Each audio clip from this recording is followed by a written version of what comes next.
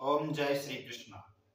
चौथा अध्याय प्रारंभे श्री भगवान बोले, इस अविनाशी कर्म योग को मैंने सूर्य सूर्य ने मनु से कहा और मनु ने राजा इक्ष्वाकु से कहा, हे अर्जुन, इस परंपरा से इससे प्राप्त यह योग सब राज ऋषियों ने जाना, परंतु अधिक समय व्यतीत होने से यह लुप्त हो गया। वही प्राचीन योग आज तुमको मैंने बताया है, क्योंकि तुम मेरे भक्त और मित्र हो। यह योग रहस्य अति उत्तम है। अर्जुन कहने लगे, आपका जन्म तो अभी हुआ है और सूर्य का जन्म बहुत पहले हुआ था। मैं कैसे मानूं कि आपने सूर्य को यह योग बताया था। श्री कृष्ण बोले, हे अर्जुन, मेरे और तुम्हारे अनेक जन्म हो चुके हैं। मुझे याद है, तुम भूल गए हो। जन्म से रहित अविनाशी संपूर्ण प्राणियों का स्वामी अपनी प्रकृति में स्थित हूँ, तथापि अपनी माया से जन्मता हूँ। हे भारत, जब जब धर्म की हानि होती है और अधर्म का प्रारब्ध हो जाता है, तब तब ही मैं जन्म लेता हूँ। साधुओं की रक्षा, पापियों का नाश और धर्म की स्थापना करने के लिए प्रत्येक युग में जन्मता हूँ। जो मेरे इस अलौकिक जन्म और कर्म का तत्व जानता है, वह मृत्यु होने पर फिर जन्म नहीं लेता है और मुझ में लीन हो जाता है। इस भांति मोह, भय और क्रोध को त्याग कर मुझ में भक्ति करके और मेरी शरणागति हो। बहुत से मनुष्य ज्ञान रूपी तप से पवित्र होकर मुझ में मिल गए हैं। जो जिस भाव से मेरा पूजन करता है, उसको मैं उसी प्रकार का फल देता हूँ। हे पार्थ, मनुष्य सब प्रकार से मेरे मार्ग का अनुसरण करते हैं, अर्थात यह चाहते हैं चाहे जिसकी सेवा करे वह मेरी ही सेवा है। मनुष्य लोक में कर्म सिद्धि की इच्छा करने वाले देवताओं का पूजन करते हैं, क्योंकि इस लोक में कर्म की सिद्धि शीघ्र होती है। मैंने चारों वर्णों की सृष्टि अपने गुण और कर्म से की है।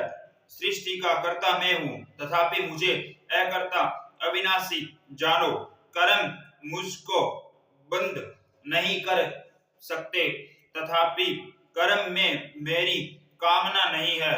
इस प्रकार जो मुझको पहचानता है, वह कर्मों के बंधन में नहीं पड़ता है। अतएव पूर्व पुरुषों के लिए हुए कर्म को तुम भी कर। हे अर्जुन, कर्म क्या है और अकर्म क्या है, इसके विचार में विद्वानों की बुद्धि भी चकरा जाती है। उसी कर्म का वर्णन मैं तुमसे करूंगा, जिसके जानने से संसार के बंधन छूटकर मोक्ष के भागी होगे। कर्म, विकर्म और अकर्म तीनों को जानना आवश्यक है, क्योंकि कर्म की गति गंभीर है। हे अर्जुन, जिसके कर्म करने की कोई कामना नहीं रहती और जिसके समस्त कर्म ज्ञान रूपी अग्नि से भस्म निर्मल हो गए हैं, उसको पंडित कहते हैं। जो कर्म फल की आशा छोड़कर करता है और उसमें आसक्ति भी नहीं रखता और निराश्रय की ही संतुष्ट रहता है, ऐसा मनुष्य कर्मों में घिरा रहने पर भी मानो कुछ नहीं करता है। देव योग से जो कुछ मिल जाए उसी पर संतुष्ट रहता है। जो हर्ष, शोक आदि द्वंद्वों से मुक्त है तथा किसी से ईर्ष्या नहीं करता, कर्म की सिद्धि या असिद्धि में भेद नहीं समझता, वह कर्म करता हुआ भी उसमें नहीं बंधता। जो फल की इच्छा नहीं रखता, वासना से दूर हो गया है, ज्ञान में जिसका मन अचल है और यज्ञ के कर्म करता है, उसके वे सब दोष लुप्त हो जाते हैं। हवन करने का पदार्थ भी ब्रह्म है, आहुति देने वाला भी ब्रह्म है। इस प्रकार जिसकी बुद्धि में सब कर्म ज्ञानमय है, उसको ब्रह्म प्राप्त होता है। कोई कोई कर्म योगी देवताओं की पूजा करते हैं और ज्ञान योगी ब्रह्म रूप अग्नि में यज्ञ रूप से हवन कर परमात्मा का भजन करते हैं। कोई ऐसे है, जो अपनी इंद्रियों को तथा कर्मों को संयम रूप अग्नि में होम देते हैं, और कितने ही इंद्रिय रूप अग्नि में इंद्रियों के रूप शब्दादि विषयों को होम देते हैं।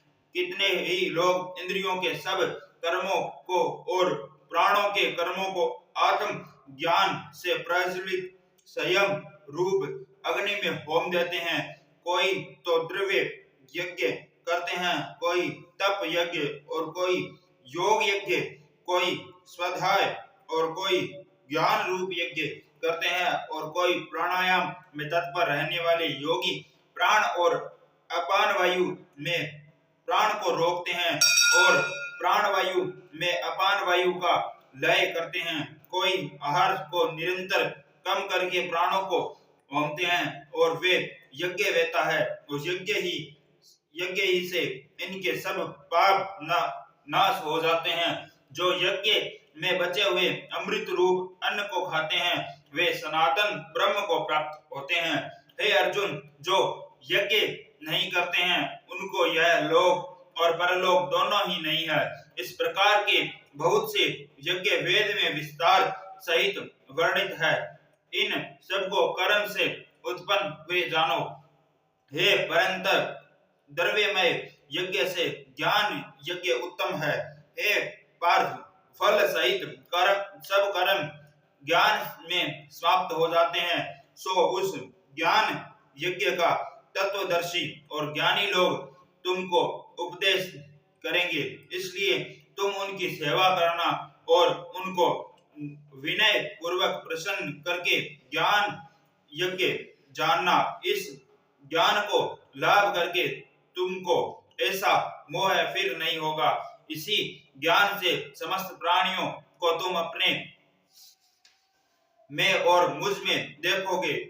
यदि सब पापियों से भी अधिक पाप करने वाले हो, तो भी ज्ञान रूपी नौका से ही सब पाप रूपी समुद्र को पार कर जाओगे। हे अर्जुन, जिस प्रकार प्रज्वलित अग्नि लकड़ी को जलाकर भस्म कर देती है, वैसे ही ज्ञान रूपी अग्नि सब कर्मों को भस्म कर डालती है। इस लोक में ज्ञान के समान पवित्र और कुछ नहीं है। यह व्रत बहुत काल पर्यंत कर्म योग से सिद्ध हुए पुरुषों को अपने आप ही प्राप्त होता है। जो श्रद्धावान पुरुष इंद्रियों को जीत कर ब्रह्म में लगा रहता है, वह ज्ञान को प्राप्त करता है, और ज्ञान को पाकर अल्प समय में शांति को पा जाता है। अज्ञानी, श्रद्धा रहित और जिनके मन में संदेह है, ऐसे जो पुरुष है वह नष्ट हो जाते हैं। जिनके मन में संदेह रहता है, उनको यह लोक परलोक और सुख कुछ भी प्राप्त नहीं होते हैं।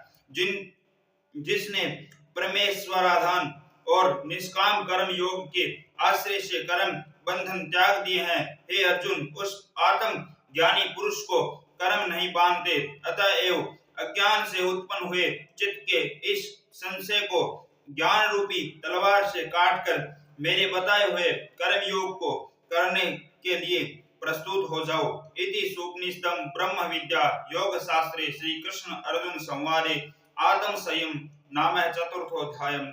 जय बोलिए कृष्ण भगवान की जय हो। जय बोलिए गीता मैया।